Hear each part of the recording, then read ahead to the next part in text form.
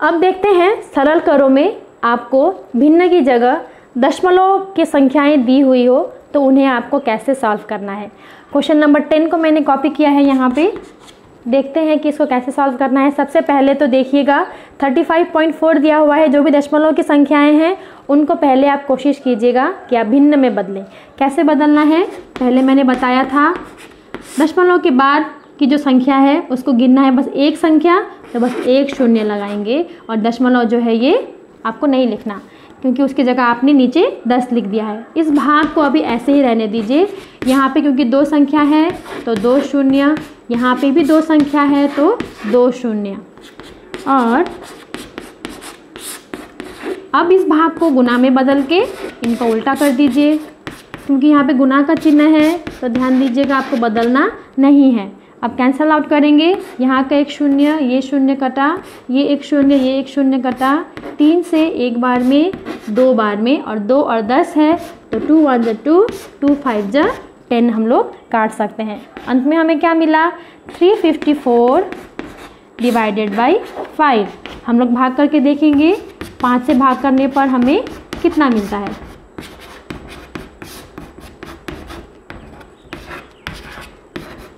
तो इस तरह हमें क्या देखा, हमें भाग करने पर मिल रहा है 7.8, तो इसका आंसर होगा 7.8। ठीक है। अब इस तरह दशमलव वाले प्रश्नों को देखकर आपको बिल्कुल भी घबराना नहीं है।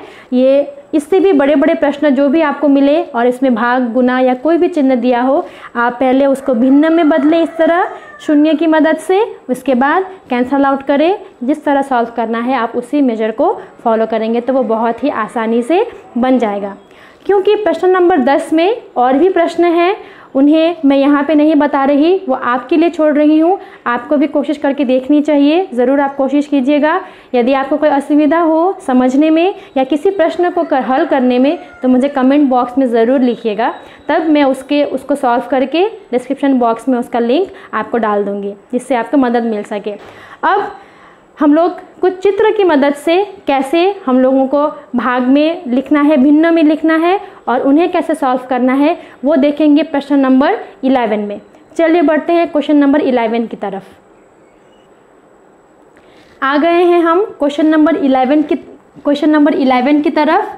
अब क्वेश्चन नंबर 11 बहुत ही मज़ेदार है क्योंकि यहाँ पे चित्र की सहायता से हम लोग क्वेश्चंस को सॉल्व करेंगे।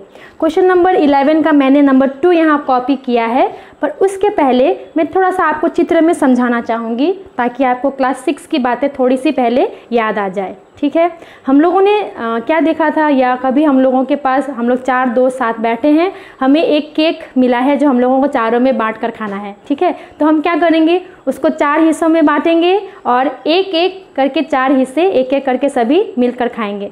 तो उसे हमें चित्र में दिखाना हो तो कैसे कर सकते हैं। ये जो केक है इसको मैंने 4 हिस्सों में बांटा और इसका ये जो कलर किया हुआ हिस्सा है प्रत्येक को कितना मिलेगा, इस 4 हिस्से का एक हिस्सा। यदि किसी को अभी तक समझ में नहीं आया कि चित्र को भिन्न में कैसे लिखना है तो बहुत ही आसान तरीका मैं बताती हूँ।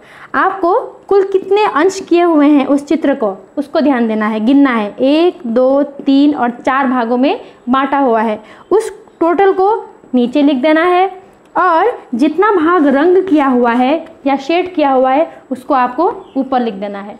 क्योंकि यहाँ पे सिर्फ एक भाग शेड किया हुआ था इसीलिए मैंने ऊपर लिखा 1। सपोज ऐसा कोई चित्र है और इसके ऐसे भाग किए हुए हैं, यहाँ आपको मिले 1 2 3 4 5 भाग और इसका जो 2 भाग है वो शेड किया हुआ है।